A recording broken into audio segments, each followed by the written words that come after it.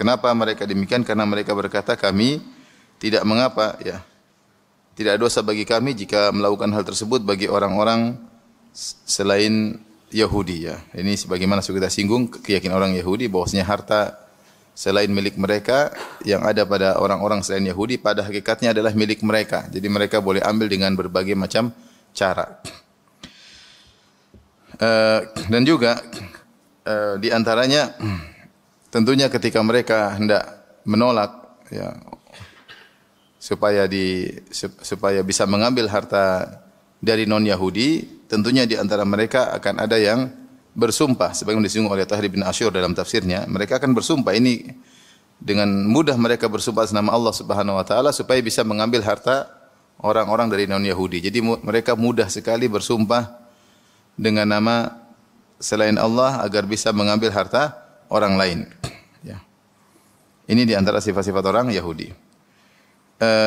Dan meskipun ayat ini pada dasarnya, ya, turun kepada ahlul kitab, ya, di antara mereka ada yang demikian, ya. Namun ayat ini juga untuk seluruh manusia, baik Yahudi, Nasrani maupun kaum muslimin. Kalau Yahudi tadi di antara mereka ada yang bersumpah, demi Allah kau tidak pernah nitip harta sama saya, ya. Demi Allah yang kau titipkan cuma sekian, padahal dia bohong supaya bisa mengambil harta dari non-Yahudi, dan mereka tidak ragu-ragu untuk bersumpah. Demikian juga di antaranya ahlul kitab Yahudi dan Nasrani secara umum, mereka berani bersumpah untuk menyembunyikan ayat Allah Subhanahu wa taala. Ketika ditanya adakah dalam Taurat ataupun Injil menyebutkan tentang Nabi Muhammad sallallahu alaihi wasallam, maka mereka, para pendeta, para rahib, mereka berani bersumpah tidak ada. Supaya apa mereka mengatakan tidak ada? Supaya mereka tetap mendapatkan secercah dunia. Apa dunia yang mereka dapatkan? Yaitu mereka tetap dihormati, diagungkan. Karena seandainya mereka bilang ada disebut Nabi Muhammad SAW, maka orang-orang, para pejabat, para orang kaya, para pembesar akan berpaling kepada Islam, dan sehingga mereka tidak lagi dianggap. Oleh karena supaya kedudukan mereka tetap terjaga sebagai orang ahli ilmu, sebagai orang yang mengerti tentang agama, maka mereka tetap menutupi bahwasanya dalam Taurat dan Injil ada penyebutan Nabi Muhammad sallallahu alaihi wasallam, dan mereka berani bersumpah atas hal tersebut. Jadi mereka bersumpah dengan sumpah palsu, ya, untuk mendapatkan secercah dunia. Ini mereka lakukan. Saya katakan tadi, maka ayat ini juga meskipun turun kepada tentang Yahudi Nasara, tapi juga berlaku bagi kaum muslimin yang berani bersumpah atas nama Allah untuk mendapatkan secercah dunia dengan cara meninggalkan hak Allah atau meninggalkan hak hamba-hambanya. Saya bacakan perkataan Syekh Sa'di rahimahullah ta'ala. Wa yadkhulu fi dzalik, dan juga masuk dalam ayat ini, kullu man akhadha syai'an minad dunya. Setiap orang yang mengambil sedikit dunia atau suatu pun apapun dari dunia, fi muqabalati ma tarakahu min haqqillah au haqqi ibadihi.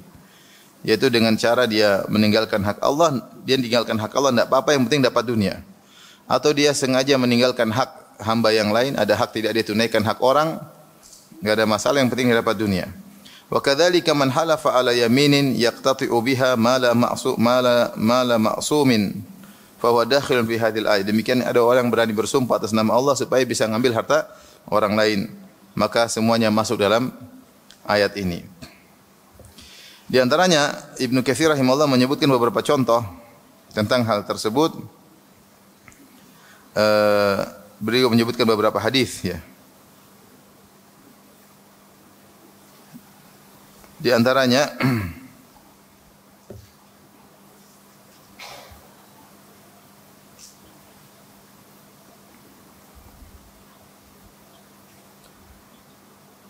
Rasulullah SAW bersabda, "Man halafa ala yaminin huwa fiha fajir."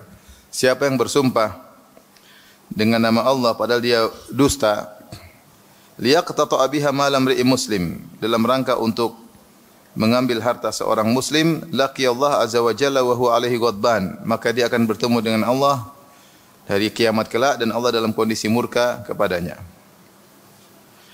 Berkata Al-Ash'ath, "Fiyya wallahi kana dzalik." Apa yang diucapkan Nabi terjadi padaku. Kana baini wa baina rajulin minal yahud ardun fajahadani. Ada sengketa antara aku dengan seorang Yahudi, yaitu saya pernah jual tanah kepada dia, dia belum bayar. Fajahadani, kemudian dia tidak mengaku beli dariku. Faqaddamtuhu ila Rasulillah sallallahu alaihi wasallam, maka saya pun mengadukan kepada Nabi sallallahu alaihi wasallam, mempermasalahkan, mengangkat permasalahan kepada Nabi sallallahu alaihi wasallam. Faqala li Rasulullah sallallahu alaihi wasallam, Rasulullah berkata kepadaku, sahabat ini, alaka bayyinah, kau punya bukti bahwasanya dia punya hutang atau dia belum bayar tanah kepadamu? Qultu la, aku tidak punya bukti ya Rasulullah, tapi ini perjanjian antara aku dengan dia. Faqala lil Yahudi, maka Rasulullah berkata kepada Yahudi, ihlif, kalau gitu yang penuntut tidak punya bukti, tugasmu tinggal bersumpah bahwasanya kau tidak punya tanggungan bayar tanah kepada dia. Maka kata Nabi kepada Yahudi tadi, sumpahlah. Maka aku menyela, aku berkata, ya Rasulullah, idzan yahlifu fayadhhabu mali. Kalau begitu dia tinggal bersumpah, terus dia ambil hartaku, tidak bayar. Kebetulan dia enggak punya bukti, mungkin enggak ada tanda tangan, enggak ada kertas perjanjian, enggak ada saksi. Ya cuma ngomong jual terus nanti saya bayar, ternyata tidak dibayar. Kalau ditagih, saya enggak pernah beli tanah sama kamu, ini tanah saya, repot. Bukti mana? Enggak ada. Kalau bukti enggak ada, maka yang mengingkari cukup bersumpah. Itu aturan Islam. Al-bayyinatu 'alal mudda'i wal yamin 'alal man ankar. Siapa yang menuduh, dia harus datangkan apa? Bukti. Adapun yang dituduh, kalau dia tidak punya bukti, maka yang dituduh tinggal bersumpah. Maka Rasulullah mengatakan, wahai Yahudi, silakan bersumpah, kau tidak punya tanggungan tanah. Kata sahabat ini, ya Rasulullah, kalau dia sumpah sudah habis, ludes hartaku. Maka turunlah firman Allah Subhanahu wa taala, innal ladzina yashtaruna bi ahdillahi wa aymanihim tsamanan qalila. Sungguhnya orang-orang yang menjual ya sumpah Allah, janji mereka kepada Allah untuk meraih harta yang sedikit.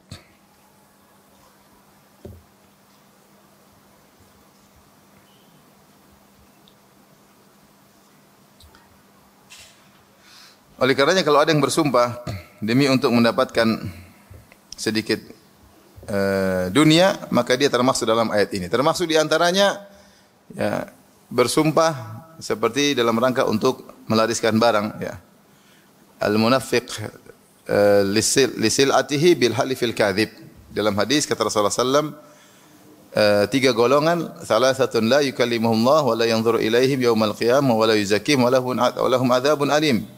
Tiga golongan yang Allah tidak akan mandang mereka pada hari kiamat kelak, Allah tidak bicara dengan mereka pada hari kiamat kelak. Allah tidak memaafkan dosa-dosa mereka dan bagi mereka azab yang pedih. Di antaranya al-munafiq lisil'atihi bil halifil kadhib, seorang yang melariskan dagangannya dengan sumpah yang dusta. Demi Allah ini barang baru, ternyata bukan barang baru. Demi Allah saya tidak ambil untung, ini yang penting kembali modal, ternyata untungnya 2 kali lipat misalnya. Ini baru kemarin maksudnya bulan kemarin barangnya.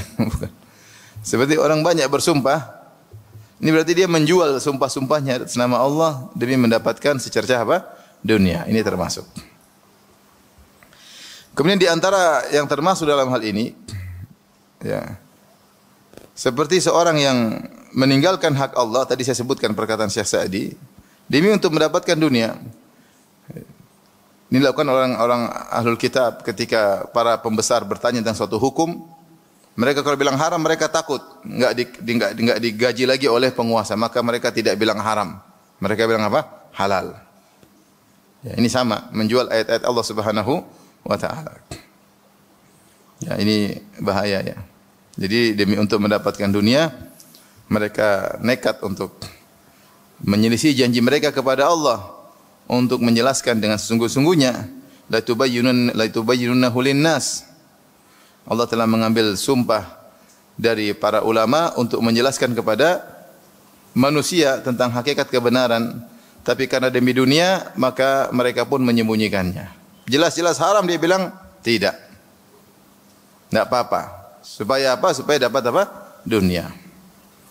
Dan ini juga bisa menimpa ulama kita kalau ternyata mereka pecinta dunia, dengan ilmunya hanya ingin mencari apa? Dunia ya. Sehingga kalau ditanya suatu masalah, dia mengatakan halal padahal hukumnya apa? Haram. Dia tahu haram tapi demi untuk eksistensi dirinya, hartanya dia bilang apa? Halal. Demikian juga jika ditanyakan kepada tentang suatu kelompok sesat. Ada suatu kelompok jelas-jelas sesat. Tapi dia enggak berani bilang sesat. Kenapa? Karena dia disogok sama kelompok tersebut. Keluarganya dibiayai, anaknya disekolahkan ke luar negeri. Akhirnya dia diam. Dia tidak pernah mengeluarkan statement bahwasanya kelompok ini sesat. Dan itu terjadi. Ya. Ini semua hanya sekedar dunia yang sebentar, yang sedikit. Jadi intinya menjatuhkan hak Allah atau menjatuhkan hak manusia atau bersumpah untuk mencari harta, ini semua maksud dalam ayat ini.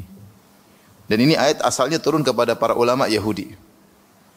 Kepada ulama Yahudi yang mereka berani bersumpah untuk menyembunyikan ayat-ayat Allah sehingga mendapatkan secercah dunia. Maka hendaknya para ulama ya yang diberi ilmu oleh Allah, diberi amanah, jangan gara-gara dunia eksistensinya kemudian dia menyembunyikan ayat-ayat Allah Subhanahu wa taala. Takut. Ya. Saya pernah nonton suatu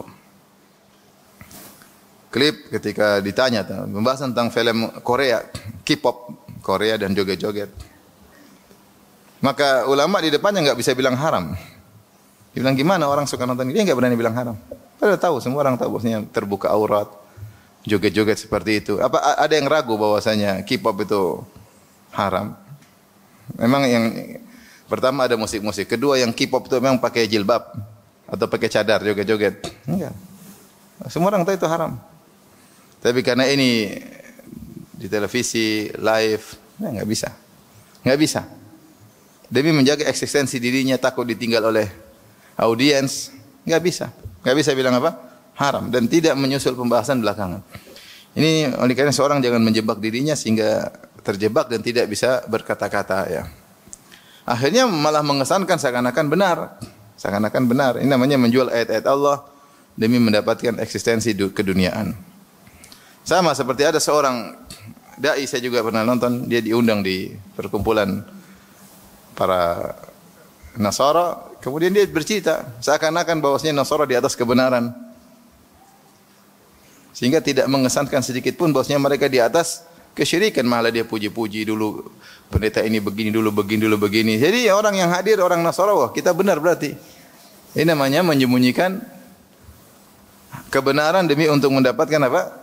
Eksistensi duniawi. Ini maksud dalam ayat-ayat ini. Allah berfirman, apa balasannya orang seperti ini? Menjual agama demi untuk mendapatkan secercah dunia. Kata Allah pertama, innal ladzina yastaruna bi ahdillahi wa aymanihim thamanan qalila. Mereka demi untuk mendapatkan sedikit dunia. Dunia sebanyak apapun disifati oleh Allah dengan qalil. Mataun qalil, kesenangan yang sebentar, yang sedikit. Mataun qalil. Mata maksudnya adalah kesenangan yang akan sirna, ada expirednya.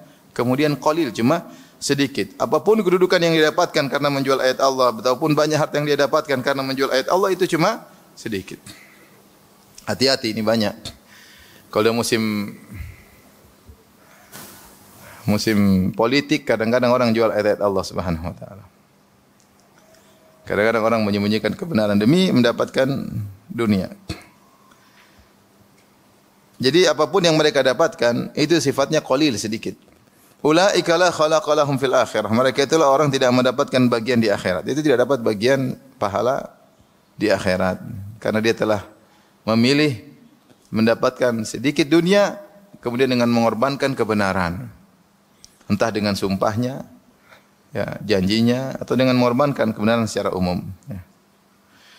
Kemudian wala yukallimuhumullah, dan Allah tidak akan berbicara dengan mereka. Tentu Allah bicara dengan mereka tapi dengan bukan pembicaraan rahmat dan pembicaraan kasih sayang, tapi pembicaraan dengan membantah mereka atau menjatuhkan mereka. Maksudnya wala yukallimuhumullah, tidak ada Allah berbicara dengan mereka dengan pembicaraan penghormatan, tapi semuanya pembicaraan ihanah.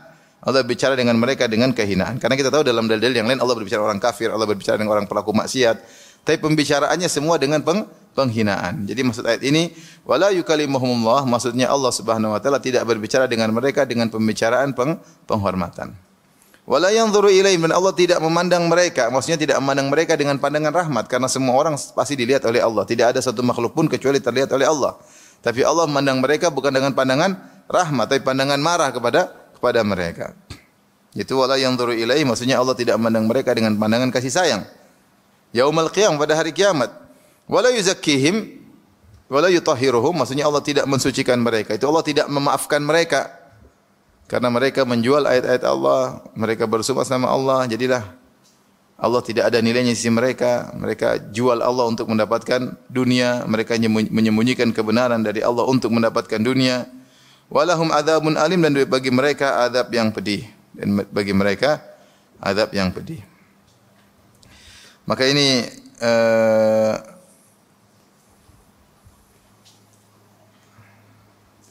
adalah dosa yang besar, ya,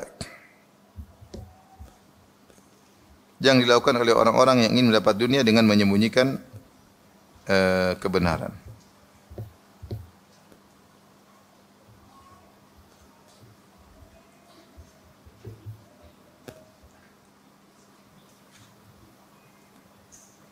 Saya ulangi lagi, ini ayat asalnya turun kepada orang Yahudi, ya.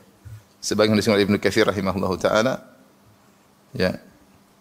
Ibnu Katsir berkata, yaqulu ta'ala innal ladzina ya'taduna amma ahidahum Allahu alaihi min tibai Muhammad sallallahu alaihi wasallam wa dzikri sifatihi nas wa bayani amrihi wa an aymanihimul kadhibah al-fajirah al-athimah bil athmanil qalilah az-zahidah wa hiya urudu hadhihi ad-dunya al-faniyah az-zailah. Ya, itu orang-orang yang mencari tambahan dunia, ya, dengan meninggalkan apa yang Allah telah ambil janji dari mereka, yaitu orang Ahlul Kitab sudah diambil janji untuk mengikuti nabi terakhir. Itu para ulama mereka disuruh mengikuti nabi terakhir dan disuruh untuk menjelaskan sifat nabi tersebut kepada manusia. Tapi mereka tukar dengan dunia. Ini asalnya tentang Ahlul Kitab, ya. Di mana mereka menyembunyikan perkara nabi dan mereka tidak mengikuti Nabi sallallahu alaihi wasallam.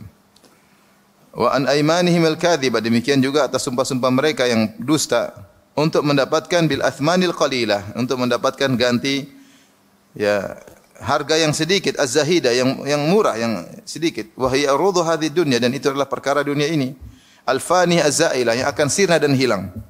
Maka mereka yang dimaksud oleh ayat-ayat ini. Tapi meskipun ayat ini asalnya turun kepada orang Yahudi, tapi berlaku kepada semua orang yang rela menyembunyikan kebenaran demi untuk mendapatkan dunia, dan itu banyak. Demi supaya tetap eksistensinya terjaga, tetap diakui, tetap tidak ditinggal oleh follower, ya, atau bertambah followernya karena membela kebatilan, ya. Enggak berani mengatakan haram, enggak berani. Tahu haram tapi enggak. Bahkan enggak, itu enggak apa-apa kalau begini, enggak apa kalau begini, enggak apa. Padahal dia tahu haram. Maka mereka ini tercela hanya untuk dapat dunia yang sedikit. Setelah itu Allah berfirman ayat berikutnya, Allah sebutkan salah satu contoh bagaimana mereka ingin mendapatkan dunia. Ini contoh yang paling parah yang mereka lakukan. Tadi sudah disebutkan model-model bagaimana orang menjual agama demi dapat dunia, menyembunyikan kebenaran untuk dapat dunia. Ini yang paling parah sekarang, yaitu mengarang agama supaya dapat dunia. Kata Allah tentang mereka Alkitab, wa inna minhum la fariqan yalwuna alsinatahum bil kitabi litahsabuhu minal kitab. Di antara mereka, sungguh di antara mereka ada segolongan yang mutar-mutar lidahnya. Yalwun itu mutar-mutar. Seperti benang dipilin, diputar, layul habl dipilin, diputar-putar, ya. Seperti kata Allah, lawaw ru'usahum, itu mereka memalingkan.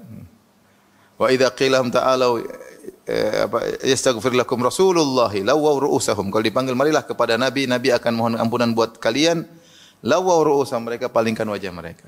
Ini sekarang dipalingkan bukan kepala, bukan benang, tapi yang dipalingkan ayat-ayat apa? Dipelintir ayat-ayat Allah. Bahasa kita paling pasin dipelintir, apa namanya? Dipelintir, ya.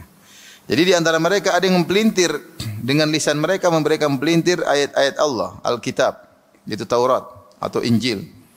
Litahsabu minal kitab, agar engkau menyangka itu bagian daripada kitab suci, Taurat atau Injil. Wa ma huwa minal kitab, padahal itu bukan dari kitab suci. Dan mereka bahkan berani bersumpah, wa yaquluna huwa min indillah. Dan mereka nekat berkata, ini dari Allah, dari sisi Allah, kami bacakan dari sisi Allah. Kata Allah bantah, "Wa ma huwa min indillah," padahal bukan dari Allah Subhanahu wa taala. Kemudian mereka Allah berfirman, "Wa yaquluna 'ala Allahil kadzib," dan mereka berdusta atas nama Allah, wa hum ya'lamun, padahal mereka tahu. Padahal mereka tahu. Ini di antara sifat orang Yahudi ya, yang paling parah yang Allah sebutkan, mereka merubah-rubah atau menambah-nambah isi daripada Alkitab. Jadi mereka Alkitab Allah sebutkan tidak asli lagi sekarang karena mengalami banyak perubahan dari 3 sisi atau beberapa sisi. Sisi pertama, mereka lupa. Wa nasu hadzam mimma dzukiru bih. Mereka lupa. Ya. Jadi mereka tidak dibuat hafal, mereka tidak mudah menghafal Taurat dan Injil. Ya, sehingga mereka lupa. Apalagi Taurat, mana disebutkan hilang. Taurat hilang ya. Kemudian mereka meyakini bahwasanya datanglah Uzair, yang Uzair menghafal Taurat kemudian mendiktekan Taurat. Tapi intinya mereka lupa, banyak ayat yang mereka lupa karena mereka tidak hafal, kemudian ketika hilang sudah tidak bisa ingat lagi, sehingga Taurat akhirnya banyak dikarang. Yang kedua, ya, mereka menyembunyikan, yaktumun, di antara perbuatan mereka terhadap Taurat dan Injil, mereka menyembunyikan. Jadi ada yang dilupakan, ada yang disembunyikan. Seperti ayat raja mereka sembunyikan. Mungkin sekarang enggak ada. Ayat raja masih ada, saya tidak tahu. Seperti sifat Nabi Muhammad SAW, sifat para sahabat, mereka sembunyikan. Yang ketiga, mereka ngarang. Mereka tambah-tambahkan. Ya. Tambah-tambahkan ini ya, dengan di antaranya mereka tambah langsung. Fawailul lilladzina yaktubunal kitaba bi aydihim. Ini tambah, ini ada 2 cara. Mereka pertama, mereka tambah tulis sendiri. Kata Allah, celaka orang-orang yang menulis kitab dengan tangan-tangan mereka. Tsumma yaquluna hadza min indillahi liyashtaru bi thamanan qalila. Kemudian mereka mengambil dari Allah untuk mendapatkan secara dunia. Fawailul lahum mimma katabat aydihim, dan celaka atas apa yang ditulis oleh tangan-tangan mereka. Wa wailul mimma yakdzibun, dan celaka atas yang apa mereka dustakan. Allah sebutkan celaka sampai 3 kali. Wailun, wailun, wailun. Caranya mereka nulis. Cara kedua untuk menambah-nambah dengan mereka pelintirin. Ada yang mengatakan oleh sebagian seperti Tahir bin Asyur, yaitu seperti hurufnya diganti. Ya, seperti mereka lakukan, harusnya Allah suruh katakan hittah, mereka tambah nun, hintah. Jadi ketika orang-orang Yahudi disuruh masuk ke Baitul Maqdis sambil berkata hittah, maknanya hittah itu ya Allah ampuni aku, ampuni aku. Yaitu uhtut, yaitu jatuhkanlah dosa-dosa kami. Hittah. Tapi mereka rubah tambah nun, hintah, gandum. Maknanya berubah total. Jadi seperti mereka berkata kepada Nabi SAW, harusnya assalamualaikum, mereka hilangkan huruf lam jadi assalamualaikum. Itu dipelintiri. Harusnya keselamatan bagi engkau wahai Muhammad, mereka pelintiri, mereka bilang assalamualaikum, mampus kau wahai Muhammad. Kalau lam hilang artinya apa? Semoga kau cepat mati. Seperti ini model kedua. Jadi mereka pelintiri seakan-akan ini dari apa? Alkitab. Ini cara kedua. Cara ketiga supaya dianggap sebagai Alkitab dengan tafsirnya. Tafsirnya yang dikelola. Ayatnya begini, tafsirnya dikelola sehingga disangka tafsirnya dari kitab Taurat maupun Injil. Jadi saya ulangi, distorsi dialami oleh atau perubahan dialami oleh Taurat dan Injil dengan 3 kondisi. Pertama apa tadi? Lupa. Mereka banyak lupa, mereka enggak hafal. Pendeta paling hebat pun tidak hafal Taurat dan apa? Injil sampai sekarang.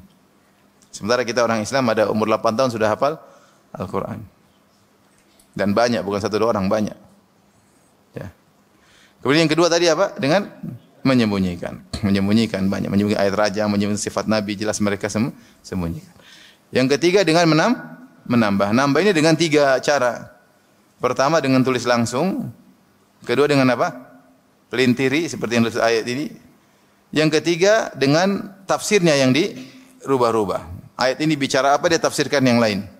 Sehingga orang menyangka maknanya seperti itu. Jadi dikelola dari sisi tafsirnya. Ini yang mereka lakukan. Dan ini dosa yang paling besar. Karena mereka mengatasnamakan Allah Subhanahu wa taala. Sehingga disangka ini bagian daripada kitab suci. Paling ngeri, berani ngarang atas nama Allah. Ini kan ngeri sekali. Ngarang atas nama bupati aja kita enggak berani, kalau ketahuan repot. Ngarang undang-undang atas nama DPR misalnya, MPR kita enggak berani. Gimana kemudian ngarang atas nama siapa? Allah. Dia kata nanti balasnya di akhirat. Maka Allah sebutkan contoh yang paling buruk di mana mereka melanggar janji mereka dan berani bersumpah demi mendapatkan secercah dunia. Ini saya katakan asalnya turun bukan kepada orang-orang bahlul Yahudi, bukan. Ini turun kepada rabi-rabi dan pendeta-pendeta. Maka ini peringatan keras kepada para ustadz, para ulama yang mereka paham agama, kalau mereka berusaha mempelintiri, hati-hati. Nah, kita kalau tidak sesuai dengan hawa nafsu kita, kok tidak pas, sampaikan aja. Yang antum melanggar urusan antum, tapi tidak cocok dengan hawa nafsu antum, tetapi apa yang hak tetap antum sampaikan. Haram, meskipun saya belum bisa melakukan, saya masih melanggarnya. Hukumnya demikian, meskipun saya belum bisa melakukannya, sampaikan. Tidak semua apa yang kita sampaikan kita kerjakan, ikhwan. Tidak semua yang keluar dari lisan saya mau saya kerjakan. Saya bukan orang maksum. Saya bisa melanggar apa yang saya ucapkan, tapi saya harus sampaikan. Paling tidak saya nasihati diri saya sendiri supaya meninggalkan apa yang saya langgar misalnya, atau saya termotivasi atas apa yang saya sampaikan. Ya, karena tidak syarat seorang dai harus maksum. Kalau seorang dai harus maksum, enggak ada orang jadi dai. Ya. Tapi yang penting dia berusaha melakukan kebaikan. Mau saya, ini ayat asalnya turun kepada rabi-rabi dan pendeta-pendeta yang mereka ngerti tentang ayat-ayat Allah, tapi mereka ternyata tambah-tambahin. Mereka tambah-tambahin. Kata Allah, wa inna minhum la fariqan yalwuna alsinatahum. Di antara mereka ada yang mempelintir lisan mereka bil kitab ketika baca Taurat atau baca Injil. Litahsabuhu minal kitab. Agar engkau menyangka dari Alkitab. Tujuannya apa mereka demikian? Selain untuk dunia, dalam rangka untuk membantah Al-Quran. Karena ternyata apa yang disebut Al-Quran banyak di Taurat dan Injil. Tapi mereka untuk, enggak, beda. Jadi mereka pelintiri. Beda kok, Al-Quran enggak benar. Ini isi Taurat begini, Al-Quran salah. Jadi mereka untuk dalam rangka membantah Islam dan membuat orang-orang Islam ragu sama Al-Quran. Di antara tujuan mereka. Ya. Dan ini kembali lagi, dengan demikian eksistensi mereka terjaga. Di dunia juga. Karena dunia itu bisa berupa harta, bisa jadi popularitas. Dunia itu bukan cuma harta. Di antara dunia adalah eksistensi, diakui, tetap terjaga, jumlah follower itu semua apa? Dunia. Litahsabuhu minal kitab, agar kalian kaum muslimin menyangka itu daripada Taurat. Sehingga kalian ragu terhadap Al-Quran.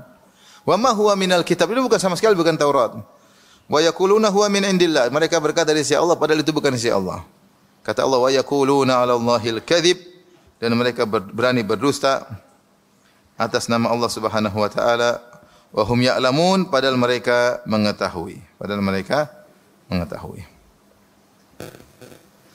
Baik, kita lanjutkan ayat berikutnya.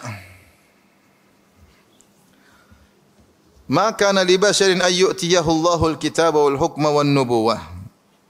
Tidak wajar atau tidak pantas bagi seorang manusia yang Allah berikan kepadanya Alkitab. Itu kitab suci. Wal hukma itu hukum atau hikmah, wan nubuwah dan kenabian. Tsumma yaqulu lin-nasi kunu ibadan li min dunillah. Kemudian dia berkata kepada orang-orang, kepada masyarakat, jadilah kalian hamba-hambaku selain jadi hamba Allah, ya. Bukan penyembah Allah, jadilah penyembahku bukan penyembah Allah. Walakin kunu rabbaniyina bima kuntum tuallimuna al-kitab bima kuntum tadrusun. Akan tapi yang dia katakan bukan demikian, yang dia katakan apa? Jadilah kalian hamba-hamba yang rabbaniyin. Itu nanti kita jelaskan apa maknanya rabbaniyin. Bima kuntum tuallimunal kitab, yaitu karena kalian mengajarkan Alkitab. Wa bima kuntum tadrusun, dan karena kalian mempelajari Alkitab. Kalian ajarkan dan kalian pelajari. Ayat ini maksudnya Allah menjelaskan tidak pantas seorang nabi sudah dikasih nikmat yang agung, diberikan kenabian, diturunkan kitab suci kepadanya, diajarkan hikmah luar biasa. Terus dia bilang orang jadi sembah saja, enggak usah sembah Allah, sembah saya aja. Tidak pantas nabi ngomong begitu. Yang benar nabi itu pasti mengatakan kepada manusia, kunu rabbaniyin, jadilah kalian orang-orang yang ikhlas beribadah kepada Allah. Ya. Dengan cara kalian mengajarkan kitab suci dan kalian belajar kitab suci. Itu makna ayat secara global. Taib, datang dalam suatu riwayat, ya. Ibnu Abbas berkata,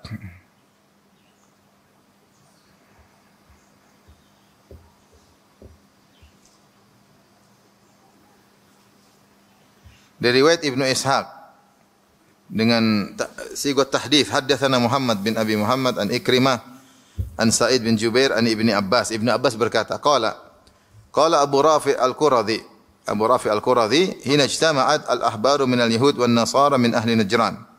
Ketika berkumpul para alim ulama dari kalangan Yahudi dan Nasara dari kalangan ahli Najran. Kita sudah sebut sering kali bahwasanya surat Al-Imran ini turun akibat karena apa? Datangnya Nasara dari apa? Najran yang diskusi sama Nabi sallallahu alaihi wasallam. Inda Rasulillah, mereka berkumpul di sisi Rasulullah sallallahu alaihi wasallam. Wada'ahum ilal Islam. Kemudian Rasulullah seru mereka untuk masuk Islam. Apa jawaban mereka? Aturidu ya Muhammad an na'budaka kama ta'budun Nasara Isa bin Maryam? Muhammad, kau ini suruh kami beriman sama kamu. Maksudmu supaya kami sembah kamu seperti kami Nasara nyembah Nabi Isa. Faqala rajulun min ahli Najran Nasrani yuqalu lahu Rais, "Au dzaka turidu minna ya Muhammad?" Akhirnya ini Yahudi ngomong gitu, "Muhammad, Yahudi kan tidak menyembah Nabi Isa. Kau bilang kau ingin kami beriman sama kamu wahai Muhammad," kata Yahudi. "Supaya kami nyembah kamu seperti Nasrani nyembah Isa."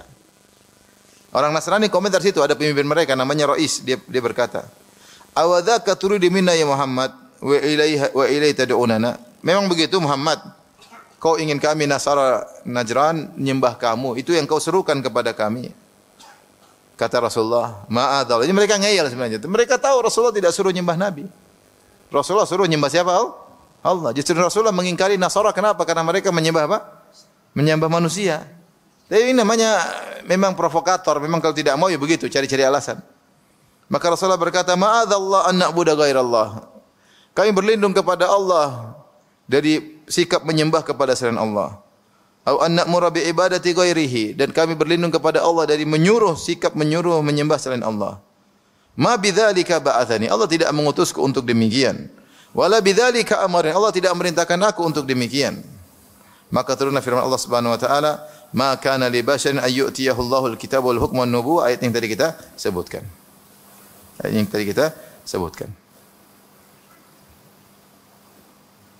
Baik. Di sini Allah menyebutkan tidak mungkin seorang nabi seperti itu ya, menyuruh untuk menyembah dirinya, tidak mungkin.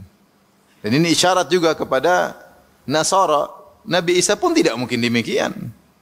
Enggak mungkin Isa bin Maryam diturunkan Injil kepadanya, diberikan kenabian, diberikan kebijakan, kata-kata yang hikmah. Kalau kita boleh bilang hadis-hadis Nabi Isa. Kalau kita hadis-hadis Nabi Muhammad SAW, ada hadis-hadis Nabi Isa. Itu perkataan bijak yang keluar selain Injil. Tidak mungkin dia nyuruh orang menyembah dia, mustahil. Pasti seorang nabi dan seluruh nabi pasti perintahnya apa? Kunu rabbaniyin. Jadilah kalian yang rabbani. Rabbani itu nisbah kepada Rabb. Tetapi nisbah dengan menambah nun situ rabbani, seperti lihyani itu orang yang berlihyah. Ya. Asmarani itu orang yang kulitnya agak gelap, ada asmar tapi ditambah nun ya, asmarani ya. Secara salah satu uslub bahasa Arab ya. Walakin kunu rabbaniyin, yaitu jadilah kalian bernisbah kepada Allah, yaitu kalian beribadah hanya kepada Allah. Itu semua dakwah para nabi. U'budullaha, sembahlah Allah semata. Walau qad ba'atna fi kulli ummatin rasulan an i'budullaha. Sembahlah Allah saja. Wajtanibut taghut, dan tinggalkan sembahan selain Allah Subhanahu wa taala. Bagaimana menjadi rabbaniyin? Caranya bima kuntum tu'allimunal kitab, dengan kalian mengajarkan Alkitab. Dalam riwayat yang lain, dalam qiraah yang lain, bima kuntum ta'lamunal kitab, dengan kalian mengerti tentang Alkitab. Wa bima kuntum tadrusun, dengan apa yang kalian ajarkan. Jadi seorang menjadi rabbani dan dia benar-benar tulus kepada Allah dengan mengajarkan Al-Quran. Mengajarkan Al-Quran supaya orang beribadah kepada Allah. Ikhlas kepada Allah. Itu tugas seorang da'i. Tugasnya ngajarin Al-Quran, mengajarkan hadis, dia juga belajar untuk apa? Menyuruh orang untuk bisa beribadah semata-mata kepada Allah. Bukan beribadah kepada selainnya, bukan beribadah kepada dirinya. Bukan untuk taat kepadanya, tapi taat kepada Allah Subhanahu wa taala. Ini namanya rabbani.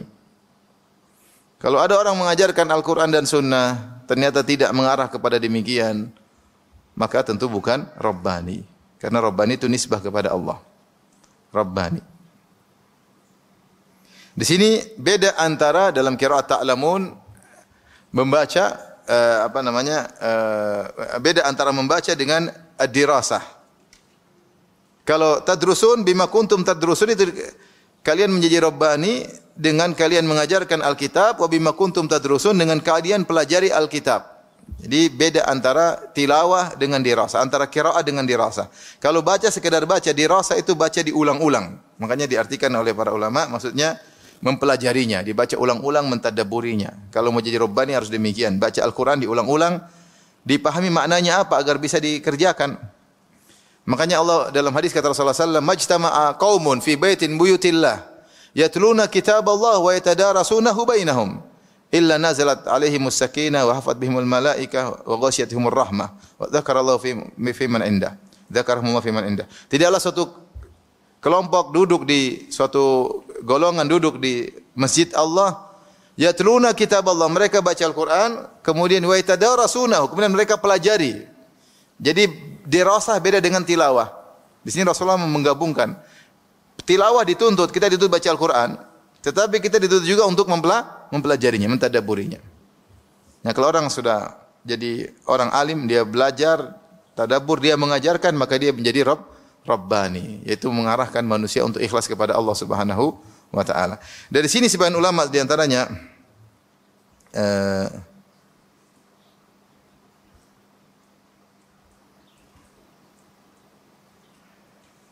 di antara bentuk bukan Rabbani adalah menyuruh audiens untuk taat kepadanya. Pokoknya harus dari saya perkataan, harus saya ngomong gini, yang lain jangan dengar misalnya. Itu di antara bentuk tidak Rabbani. Karena menyuruh orang untuk taat kepada perkataannya, apapun dia omongkan diikuti. Ini di antara bentuk tidak Rabbani. Makanya orang-orang Nasara, ya, Allah mengatakan dalam Al-Qur'an, ittakhadhu ahbarahum wa ruhbanahum arbaba min dunillah. Mereka menjadikan pendeta-pendeta mereka, rahib-rahib mereka sebagai sembahan-sembahan selain Allah. Padahal kita tahu yang disembah oleh Nasara cuma Nabi Isa, iya enggak? Rahib-rahib mereka tidak sembah. Tapi Allah mengatakan mereka telah menjadikan rahib-rahib mereka, pendeta-pendeta mereka juga sembahan selain Allah. Maksudnya bagaimana? Kata Nabi berkata kepada Adi bin Hatim, bukankah kalau mereka menghalalkan yang haram, kalian pun menghalalkannya? Kalau mereka mengharamkan yang halal, kalian pun ikut mengharamkannya. Kata Adi bin Hatim radhiyallahu anhu, benar kami dulu seperti itu. Kata Rasulullah, tilka ibadatuhum. Itulah bentuk ibadah kepada mereka, taat dengan taklid buta kepada pendeta dan rahib-rahib. Sehingga apa yang mereka bilang A, B, B. Kalau dibilang halal, halal, tidak peduli, tidak perlu tahu, tidak perlu dalil. Kalau bilang haram, haram. Sampai dulu ada zaman kita dulu masih belajar, ada yang benar-benar gulu, dia mengatakan seandainya wali fulan, saya enggak mau sebut namanya ya, mengatakan langit merah, kami juga akan mengatakan langit apa? Merah. Itu pernah terjadi, kultus berlebihan. Nah, kalau ada yang ngajarin seperti itu, dia tidak Rabbani. Kapan seorang mengajarkan untuk peribadatan terhadap dirinya, mengkultuskan dirinya, dia bukan Rabbani. Tidak boleh seorang dai mengajarkan orang lain untuk kultus kepada diri. Kita ini siapa? Kita ini bukan siapa-siapa. Sampaikanlah ilmu. Kalau terlihat ada benih-benih atau hal-hal yang sepertinya mengkultuskan kamu, kamu cegah. Kalau lihat orang mengkultuskan, kamu cegah. Gimana lagi kamu yang mengajarkan agar mengutuskan dirimu dengan mengesankan kamu paling hebat, mengesankan bahwasanya kamu yang paling benar, mengesankan, tidak boleh. Tidak Rabbani. Rabbani itu mengajarkan agar orang ikhlas kepada Allah. Itu makna Rabbaniin, nisbah kepada Rabb. Tidak seperti karena di sini bentuk bantahan, ya. Kata Allah, tidak mungkin seorang nabi mengajarkan untuk beribadah kepada dirinya, enggak mungkin. Ya. Tetapi dia akan mengatakan beribadahlah ikhlas kepada siapa? Allah. Makanya Syekh Muhammad bin Wahab rahimahullah ketika menafsirkan firman Allah, "Qul hadhihi sabili ad'u ila Allah," dalam kitab Tauhid. "Qul hadhihi sabili ad'u ila Allah ala basiratin ana wa man ittaba'ani." Katakanlah wahai Muhammad, inilah jalanku, ad'u ila Allah, aku menyuruh kepada Allah. Ala basiratin, di atas ilmu. Kata Syekh Abdul Wahab, kenapa Rasulullah disuruh mengatakan ad'u ila Allah, aku menyuruh kepada Allah? Kata Syekh Abdul Wahab, li'anna kathiran wa in kana yad'u ila al-haq wa huwa yad'u ila nafsihi. Karena banyak ulama, banyak ustaz, banyak dai, meskipun omongannya Alkitab dan Sunnah, tapi ternyata dia yang include menyuruh orang untuk kepada dirinya. Benar Al-Quran Sunnah, tapi suruh mengkultuskan dirinya. Ini yang ngomong bukan saya, yang ngomong Syekh Muhammad bin Rahimah. Berarti ini fenomena ada. Bahwasanya orang ketika berdakwah untuk mengkultuskan apa? Dirinya dengan berbagai cara, ya. Bisa terang-terangan, bisa dengan tidak terang-terangan. Cirinya pengikutnya fanatik, tidak mau dengar dari yang lain. Fanatik buta. Kalau dia tidak sengaja mengajarkan demikian dan dia lihat ada fenomena, harusnya dia tegah, dia cegah. Saya bukan siapa-siapa, kamu tidak boleh seperti itu. Dia larang. Ya, seperti perkataan Abu Hanifah kepada Abu Yakub, kepada Abu Yusuf, Yakub. Muridnya Abu Yusuf. Dia mengatakan, "Ya Abu Yusuf, ya Yakub. Jangan kau tulis semua yang aku ucapkan. Bisa jadi saya ngomong sekarang, besok saya rubah. Tidak semua yang saya omongkan benar." Maksudnya dia hati-hati, jangan sampai apa? Fanatik. Jangan sampai fanatik. Oleh karenanya, di antara menyuruh orang untuk beribadah kepada diri sendiri adalah menyuruh orang untuk mengkultuskan dirinya. Sehingga apa yang dikatakan, kalau bilang A diikuti B, udah enggak usah nanya-nanya. Pokoknya kalau ustaz sudah bilang gini, benar itu. Itu sudah. Itu berarti sudah ngajarin beribadah kepada dirinya. Karena bentuk beribadah bukan harus sujud kepada ustaz. Tapi taklid buta kepada ustaz itu bentuk ibadah kepada ustaz atau seorang dai. Tidak boleh kita ngajarin demikian. Di sini juga untuk menjadi seorang alim rabbani, maka dia harus belajar dan mengajarkan, terkumpul padanya bima kuntum tuallimunal kitab bima kuntum tadrusun. Kalian menjadi rabbani dengan kalian mengajarkan Al-Qur'an dan kalian belajar Al-Qur'an. Ya, siapa yang mengumpulkan dua hal tersebut, dia berilmu, dia ajarkan, dia berilmu, maka dia bisa menjadi rabbani dengan tujuan menyuruh masyarakat untuk selalu bertawakal kepada Allah, ikhlas kepada Allah, bersandar kepada Allah, dan hanya mencari pujian Allah Subhanahu wa taala. Kemudian juga ayat berikutnya, wala ya'murukum an tattakhidul malaikata wan nabiyyina arbaba. Dan nabi tersebut tidak mungkin nyuruh kalian untuk menjadikan malaikat-malaikat dan nabi-nabi sebagai sembahan-sembahan selain Allah, enggak mungkin. Ayamurukum bil kufri ba'da id antum muslimun. Apakah nabi tersebut yang Allah sudah beri anugerah Al-Qur'an, anugerah kitab suci, kenabian, akan menyuruh kalian untuk kafir setelah kalian muslim? Tidak mungkin. Jadi nabi bantah mereka. Dan ini sekalian sindiran. Allah suruh nabi bantah mereka dengan turunkan ayat-ayat ini. Artinya, saya enggak mungkin demikian, nyuruh orang nyembah saya. Dan saya enggak mungkin nyuruh orang nyembah malaikat. Dan saya enggak mungkin nyuruh orang nyembah para nabi. Dan Nabi Isa pun demikian. Tidak mungkin Nabi Isa menyuruh nyembah dirinya. Tidak mungkin Nabi Isa menyuruh menyembah wanita orang soleh atau wanita soleh menyuruh nyembah ibunya. Tidak mungkin. Tidak mungkin Nabi Isa menyuruh pengikutnya nyembah rahib-rahib seperti kalian. Tidak mungkin. Mustahil. Dan tidak mungkin Nabi Isa menyuruh menyembah yang lebih mulia daripada malaikat. Tidak mungkin. Nabi Isa juga Rabbani. Dia pasti menyuruh muridnya untuk jadi Rabbaniyin. Yaitu agar menyembah siapa? Allah semata. Jadi ini tuduhan kepada Nabi Muhammad dan Nabi Muhammad bantah sekaligus nyindir mereka.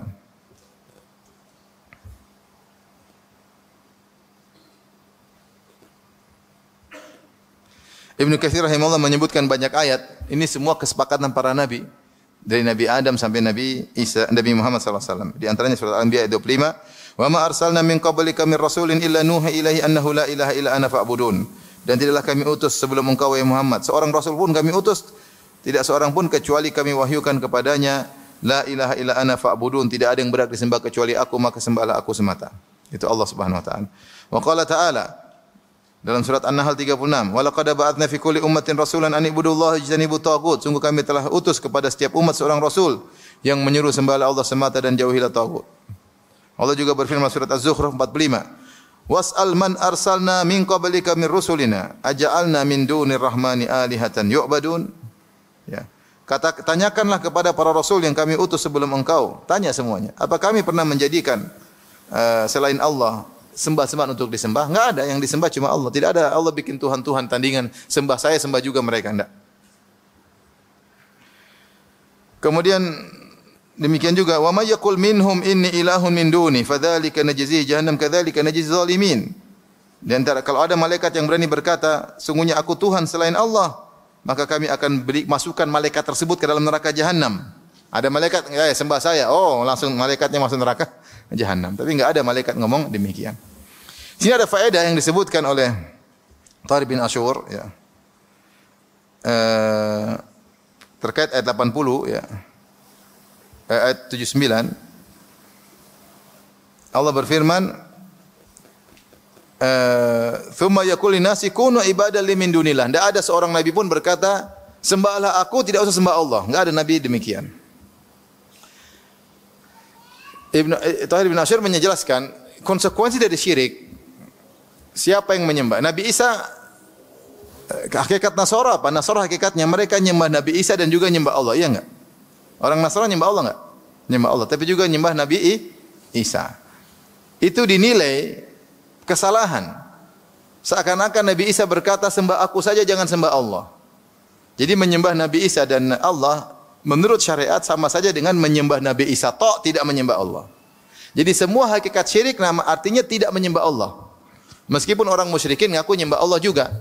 Tapi Allah tidak menerima peribadatan kalau disekutukan. Jadi siapa yang menyembah Allah dan juga menyembah selain Allah, menurut Allah kamu tidak menyembah Allah. Jadi siapa yang menyembah Nabi Isa, Nabi menyembah Nabi Allah, pada hakikatnya penyembahan mereka terhadap Allah tidak diakui. Sehingga hakikatnya mereka hanya menyembah siapa? Nabi Isa. Seperti Allah berfirman dalam surah Qul ya al-kafirun, Qul ya al-kafirun, la a'budu ma ta'budun, la antum a'buduna ma a'bud. Ya, wala antum a'buduna ma a'bud, wala ana a'budu ma abattum, wala antum a'buduna ma a'bud. Kalian tidak akan menyembah apa yang aku sembah. Padahal orang musyrikin mereka nyembah Allah. Mereka tawaf, mereka haji. Tapi menurut syariat, menurut Allah, perbuatan kalian yang nyembah Allah, tawaf, haji, tapi kalian juga nyembah berhala, Lata, Uzza, Hubal, Manat dan sebelumnya, itu menunjukkan kalian tidak nyembah Allah, karena Allah tidak menerima penyembahan peribadatan kecuali kalau murni untuk siapa? Allah. Jadi kalau ditanya, apakah orang musyrikin Abu Jahal CS nyembah Allah? Iya, mereka nyembah Allah, tapi sembah ibadah mereka tidak dianggap oleh siapa? Allah. Apakah orang Nasara nyembah Allah? Iya, mereka nyembah Allah, tapi di sisi Allah mereka hanya nyembah siapa? Nabi Isa. Karena mereka menyembah Allah dengan menyekutukan, tidak dianggap oleh Allah. Ini faedah dari Tahir bin Ashir dalam tafsir. Taib, kita lanjutkan ayat ke-81. Ayat ini tentang keagungan Rasulullah sallallahu alaihi wasallam, tentang keagungan Rasulullah sallallahu alaihi wasallam. Kita bacakan, wa id akhadallahu mitsaqan nabiyyina lama ataitukum min kitab. Dan ingatlah ketika Allah mengambil perjanjian dari para nabi. Seluruh para nabi sudah diambil janji oleh Allah. Lama ataitukum min kitabin wa hikmah. Sungguh apa saja yang aku sudah berikan kepada kalian berupa kitab dan hikmah. Itu kalian telah diberikan kedudukan yang tinggi. Telah diberikan kitab, jadi rasul, jadi nabi, telah diberikan hikmah, ilmu yang luar biasa. Tapi ingat, tsumma ja'akum rasulun musaddiqul lima ma'akum. Kemudian nanti datang terakhir seorang rasul terakhir yang membenarkan apa yang telah kalian bawa. La tu'minunna bihi, wajib bagi kalian untuk beriman kepadanya, kepada nabi terakhir ini. Wala tansurunnahu, wajib bagi kalian untuk menolongnya. Allah berkata lagi, qala aqrartum wa akhadtum ala dzalikum isri, wahai para nabi seluruhnya, para rasul, apakah kalian mengakui hal ini? Wajib menolongnya, wajib beriman kepadanya. Dan apa kalian telah menerima perjanjianku? Ya, yang demikian itu. Qalu aqrarna, kata mereka kami terima. Kata Allah, qala fashhadu wa ana ma'akum minasyahidin. Saksikanlah aku menjadi saksi bersama kalian. Jadi setiap nabi pasti sudah diambil janjinya. Tidak ada nabi, kalau Nabi Muhammad datang, mereka harus beriman kepada Nabi Muhammad dan wajib untuk menolong siapa? Nabi Muhammad sallallahu alaihi wasallam. Ini perjanjian yang Allah ambil dari Adam alaihissalam sampai Nabi Isa. Sebelum datang Nabi Muhammad. Semua nabi dari Adam sampai Nabi Isa, Allah pasti ambil janji ini kepada mereka. Yaitu Allah berkata, kalau aku telah menjadikan kalian, memberikan kalian kenikmatan yang luar biasa, berupa aku turunkan kitab suci, aku ajarkan ilmu, kalian telah mencapai kedudukan yang sangat tinggi, ingat, meskipun setinggi apapun kalian kedudukannya, kalau datang Nabi terakhir harus apa? Kalian harus mengimaninya. Kalau datang Nabi terakhir, kalian harus menolongnya. Ini janji. Dan ini menunjukkan akan kedudukan Nabi Muhammad sallallahu alaihi wasallam. Ya. Dan ini adalah perjanjian yang berat. Makanya Allah mengatakan, akhadtum ala dzalikum isri. Istri maksudnya itu maksudnya berat. Apa kalian telah mengambil perjanjian berat ini? Kalian setuju? Kata mereka, kami setuju.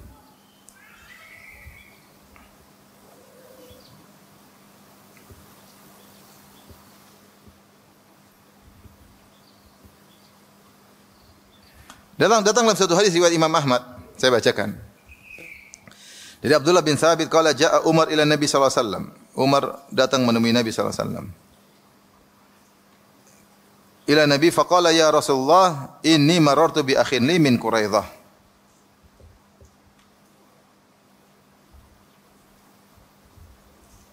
Aku baru melewati saudaraku dari Quraidah. Entah mungkin saudara seibu atau saudara sebapak. Pokoknya dia ada saudara saya lewatin.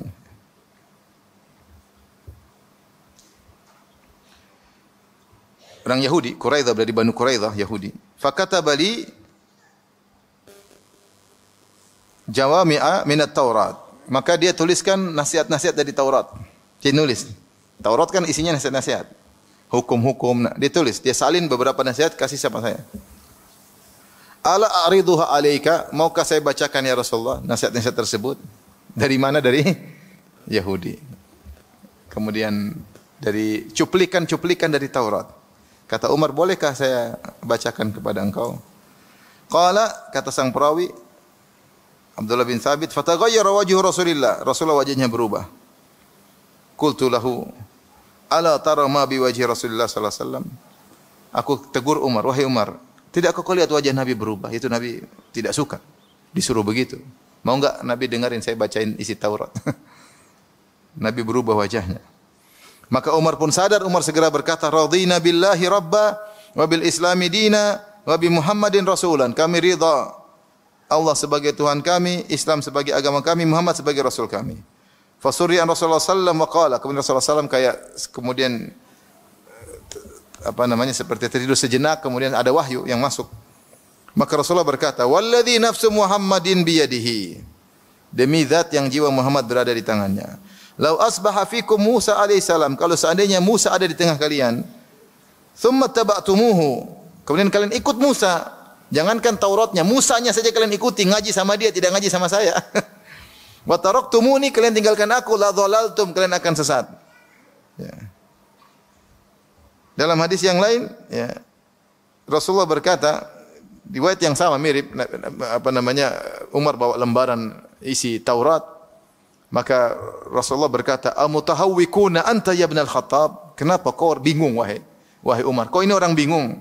Maksudnya sudah ada Al-Qur'an, ngapain baca-baca apa? Taurat. Sudah ada Al-Qur'an. Amutahawwikuna anta ya ibn al-Khattab? Kau orang bingung. Ini mutahayyirun. Kemudian kata Rasulullah SAW, "Lau kana Musa hayyan ma wasi'a ila tibai." Kalau Nabi Musa masih hidup, tidak boleh bagi dia kecuali jadi pengikutku. Karena Allah sudah ambil janji. Tidak akan Nabi Musa dakwah sendiri, pasti di pengikut siapa? Rasulullah. Karena setiap Nabi sudah diambil janjinya untuk mengikuti Nabi dan untuk menolong Rasulullah sallallahu alaihi wasallam.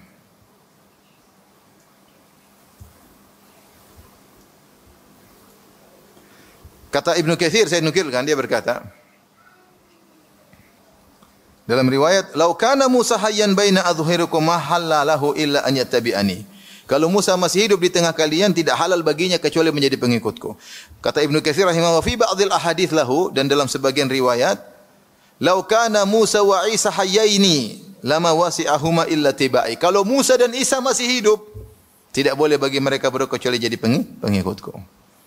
Jadi ini menunjukkan tentang agungnya Nabi Muhammad sallallahu alaihi wasallam. Bahwasanya para nabi hendaknya menjadi pengikut Rasulullah sallallahu alaihi wasallam. Ya. Dan ketaatan kepada Nabi didahulukan atas ketaatan kepada seluruh para Nabi. Oleh karenanya, ya, seandainya kalau seluruh Nabi masih hidup, maka Nabi Muhammad memimpin mereka. Di antara isyarat akan hal ini, ketika Isra Mi'raj, Rasulullah salat di Baitul Maqdis. Yang jadi imam siapa? Rasulullah. Seluruh Nabi jadi makmum. Ini di dunia. Ketika di hari kiamat, siapa yang bisa memberi syafaat? Ketika seluruh Nabi menolak, Nabi Adam menolak, Nabi Nuh menolak, Nabi ulul azmi, Nabi paling top. Nabi paling top siapa? Nabi Adam, Nabi Nuh. Nabi siapa lagi? Nabi Ibrahim, Nabi Musa, Nabi Isa, top semua. Semua tidak ada yang berani kasih syafaat. Nabi yang berani, Nabi yang diizinkan oleh Allah Subhanahu wa taala. Maka dialah Nabi yang paling mulia, ya. Bahkan ketika Nabi Isa turun di akhir zaman, dalam hadis yang sahih, Nabi Isa akan turun di akhir zaman lawan Dajjal. Ketika itu kaum mukminin sedang bersiap-siap untuk melawan Dajjal. Dipimpin oleh siapa?